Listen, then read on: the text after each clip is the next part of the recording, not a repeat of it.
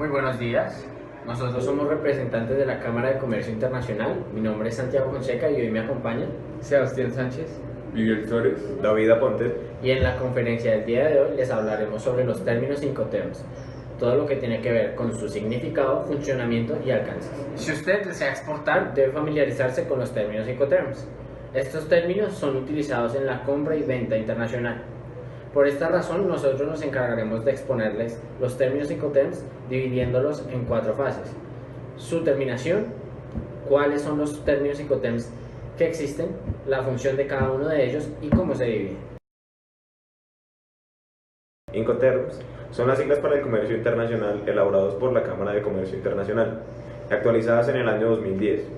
Estos términos se han vuelto parte esencial del lenguaje del comercio internacional y generalmente son incorporados en los contratos de ventas alrededor del mundo y proveen reglas y guías a exportadores, importadores, abogados, transportistas, aseguradoras, estudiantes de comercio internacional. los términos Incoterms no son un contrato, estos tienen como finalidad la conducción del comercio global y así poder evitar interrupciones y derivadas de las distintas interpretaciones de diferentes países. Estos auxilian la identificación de las obligaciones entre las partes y reducen el riesgo de las complicaciones legales. También determinan el punto exacto de la transferencia y el riesgo y daño y la responsabilidad que entrega la mercancía del exportador al importador.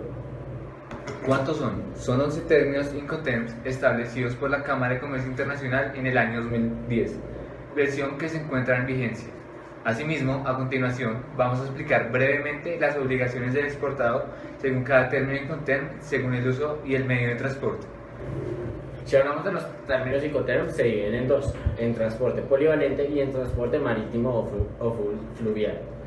Si hablamos del transporte polivalente, el primero es el XW o en fábrica, el cual trata de que el exportador reduce al mínimo su riesgo.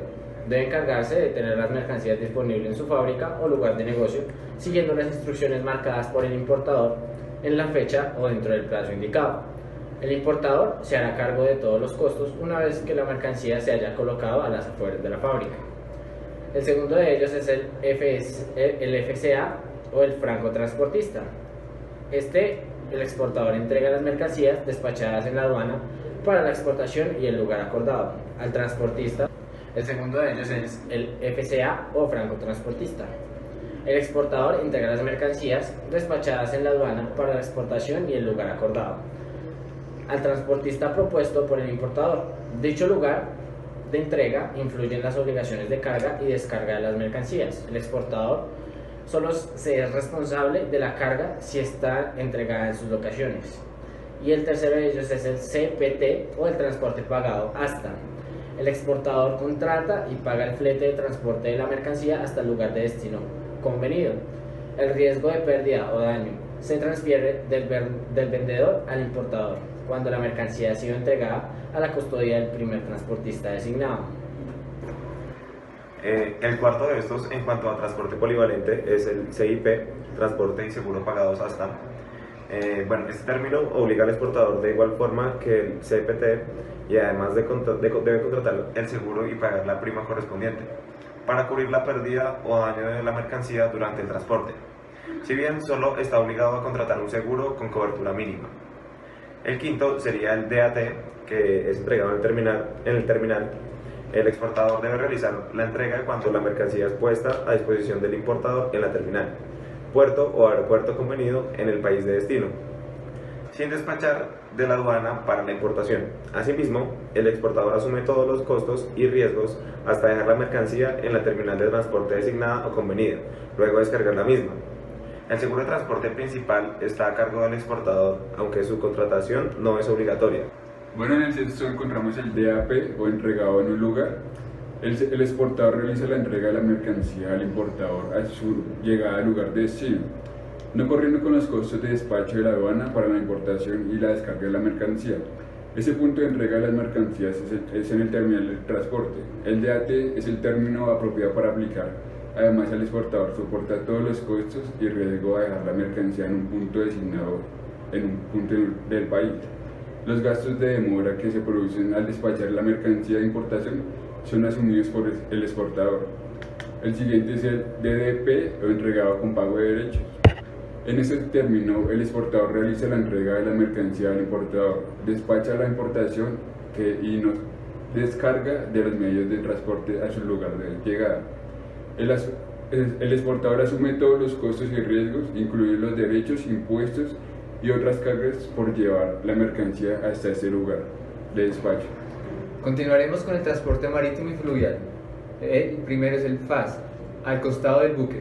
El exportador se encarga de transportar la mercancía desde su establecimiento de negocios hasta el costado del buque en el puerto de embarque convenido para la exportación. Allí se transfiere la propiedad al importador. El otro es el FOB, o conocido como a bordo del buque. El exportador se encarga de enviar la mercancía desde su punto de negocio hasta el puerto de embarque convenido y cargarla en el buque. Tan pronto como la mercancía se posiciona en la borda del barco, los riesgos y costos por la pérdida o daño de las mercancías se transfiere al importador. También está el CFL, coste y flete. El exportador paga los gastos de transporte y otros necesarios para que la mercancía llegue al puerto convenido.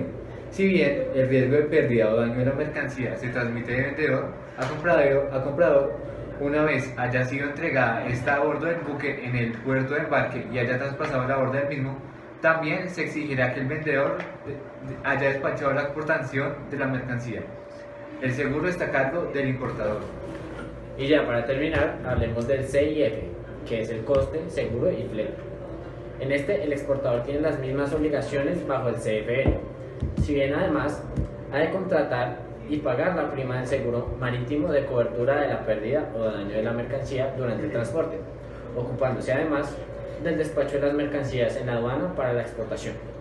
Finalmente, se sugiere que para usar los términos Incoterms 2010 es conveniente precisar claramente el contrato de venta que se recurre a ellos, indicando pues la regla Incoterms escogida, incluyendo el lugar de destinado y seguida por los Incoterms 2010.